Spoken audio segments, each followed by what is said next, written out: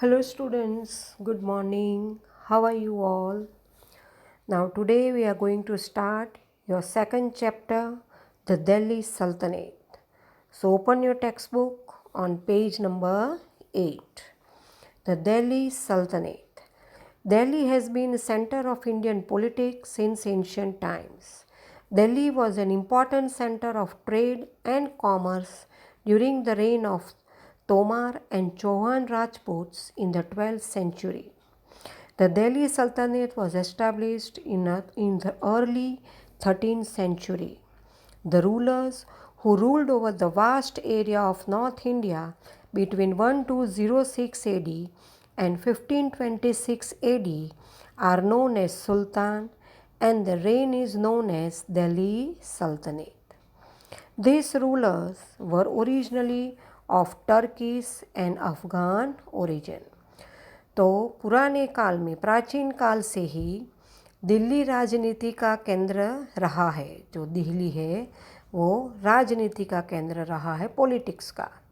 12वीं सदी में तो तोमर और चौहान राजपूतों के समय में दिल्ली व्यापार वाणिज्य का एक महत्व केंद्र था। दिल्ली सल्तनत की स्थापना 13वीं सदी 13 सेंचुरी में हुई थी।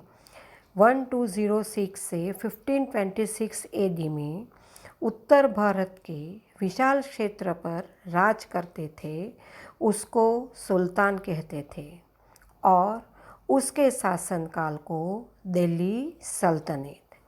ये शासकों असल में जो थे वो टर्क और अफ़गान कुल के थे।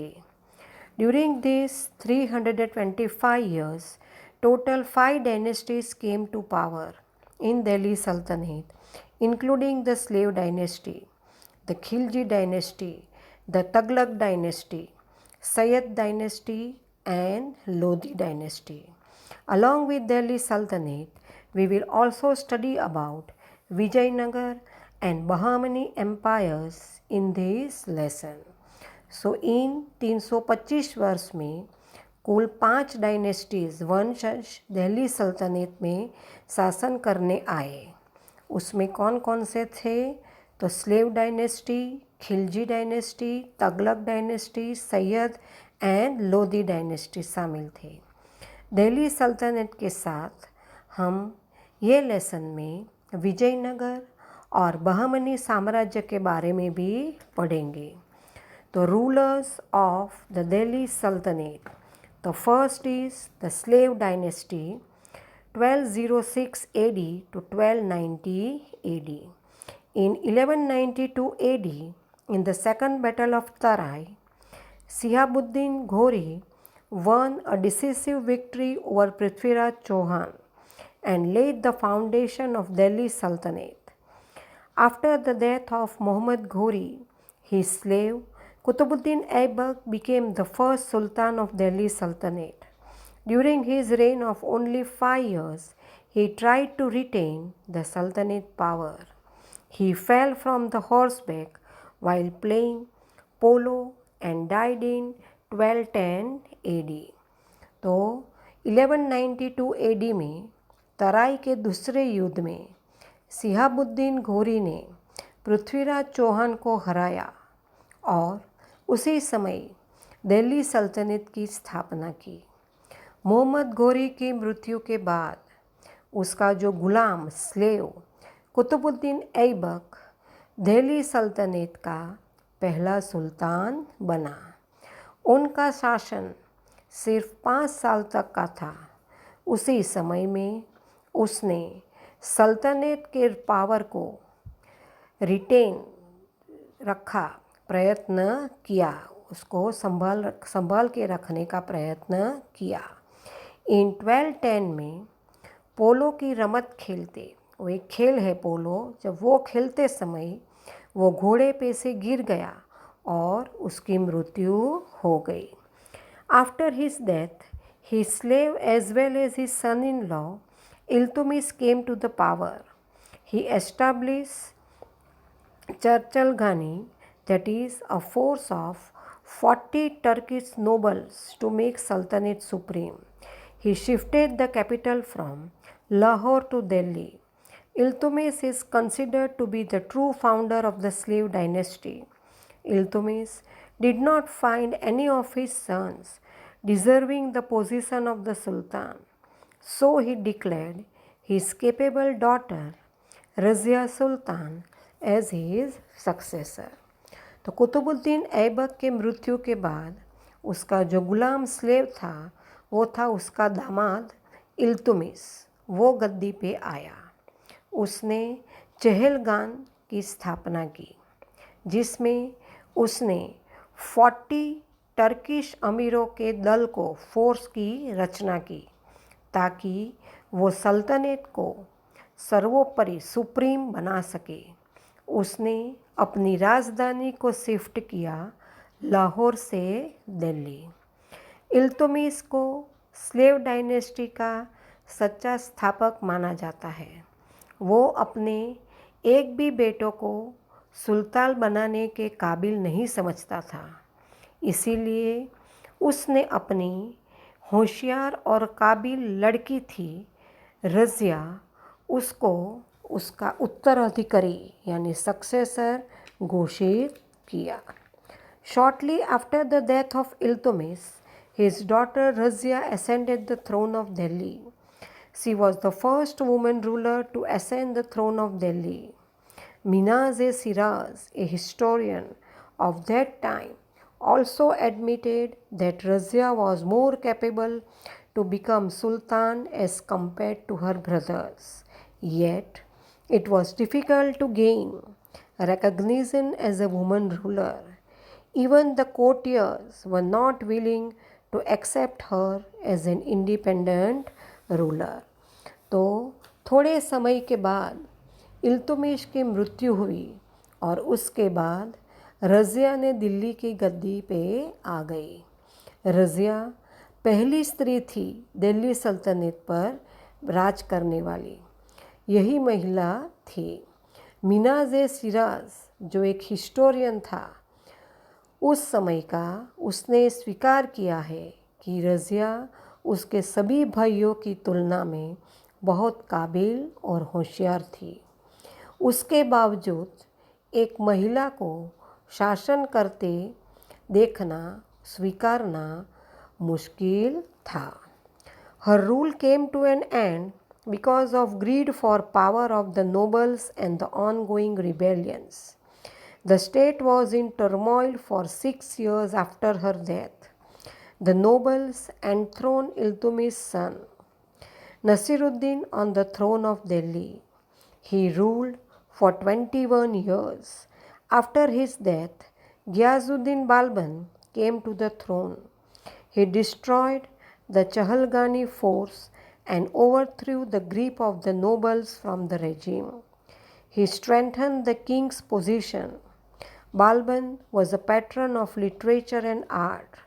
After his reign of 22 years, within short time, the Khilji dynasty was established in Delhi Sultanate. तो रज़िया का राज का अंत हुआ क्योंकि जो दरबारियों थे उन्हें स्वतंत्र शासक के रूप में स्वीकार नहीं करना चाहते थे।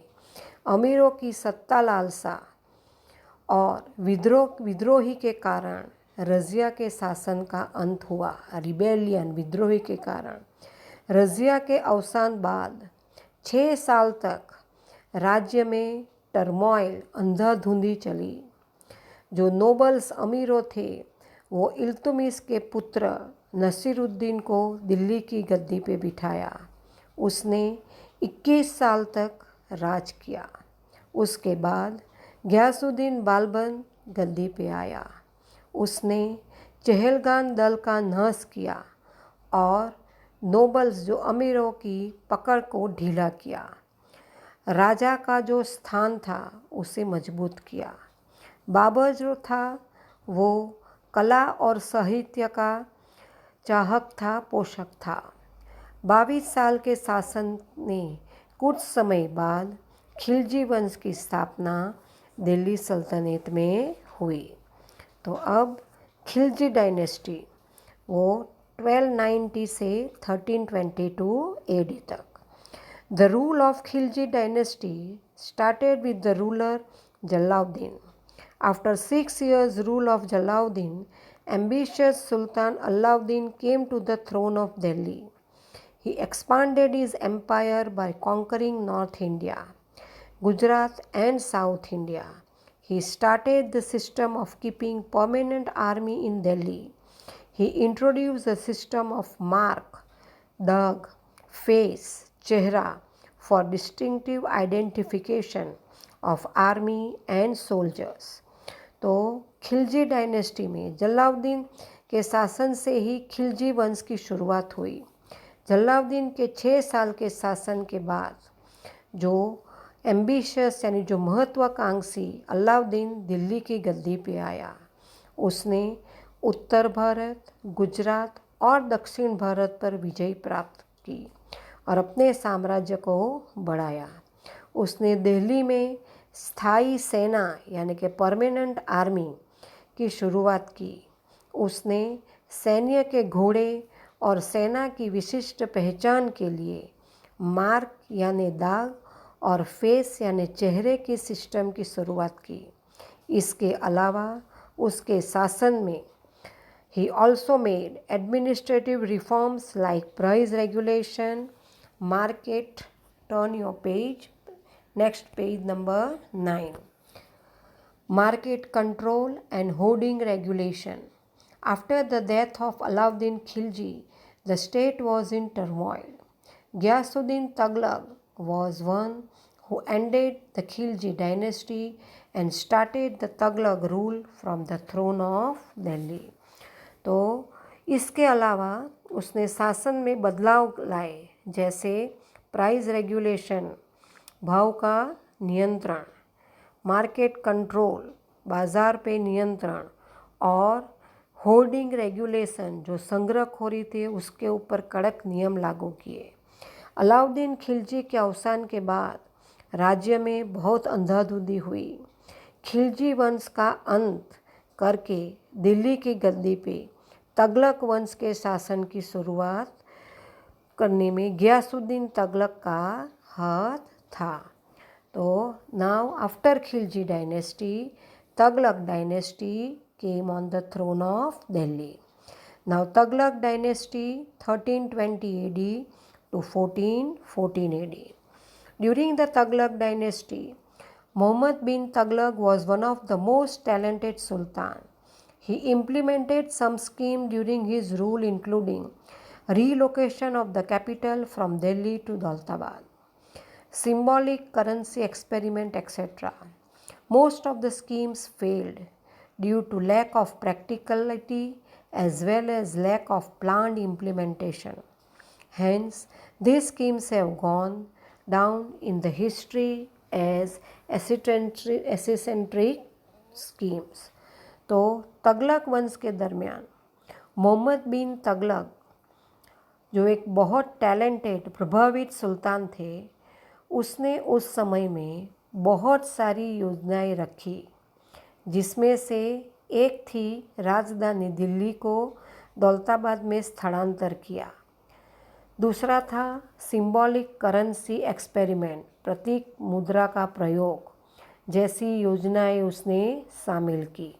लेकिन ये सब जो योजनाएं थी वो सफल नहीं हुई, क्योंकि ये सब योजनाएं व्यवहारिक आयोजन से लागू नहीं की थी और उसी के कारण वो असफल हो गए और इस योजनाओं को तरंगी योजनाओं, एसिसेंट्रिक स्कीम तरीके से उसको स्थान मिला। Ibn Battuta, an African traveler, visited India during the time of Muhammad Tughlaq. Muhammad Tughlaq was succeeded by his parental cousin Firoz Shah Tughlaq. After the death of Firoz Shah, Taimur Lang invaded Delhi 1398 AD to 1399 AD, and because of this attack, the foundation of power was shaken and Tughlaq power became limited. तो African मुसाफिर था Ibn Battuta Bharat की मुलाकात करने आया। मोहम्मद तगलक के समय में। तब मोहम्मद तगलक के बाद उसका जो कज़िन भाई था फ़िरोज़ शाह तगलक गद्दी पे आया। फ़िरोज़ शाह के अवसान के बाद तैमूर लैंग ने दिल्ली पर आक्रमण किया और वो टाइम था 1398 to 1399। इसी आक्रमण के कारण दिल्ली सल्तनत हिल गई और तगलक सत्ता मर्यादित बन गई। Now next was Sayyid dynasty and Lodi dynasty. Sayyid dynasty ruled 1414 AD to 1451 AD and Lodi dynasty 1451 AD to 1526 AD.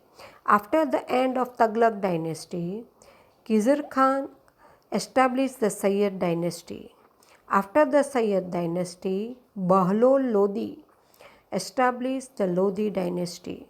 Bahlol was the first Afghan ruler of the Lodi Sultanate. The last emperor of the Lodi dynasty was Ibrahim Lodi.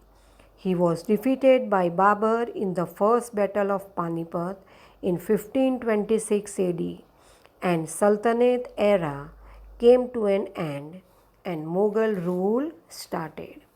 So तगलक वंश के अंत के बाद खिज़र खान ने सैयद वंश की स्थापना की।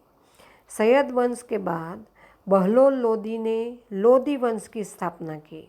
बहलोल लोदी सल्तनत का पहला अफ़गान शासक था और लोदी वंश का अंतिम बादशाह इब्राहिम लोदी था। 1526 AD में पानीपत के युद्ध में बाबर ने उसे हराया था और इसी के साथ सल्तनत युग का अंत हुआ और मुग़ल शासन की शुरुआत हुई। So students, now rest of the chapter we will continue in the next video.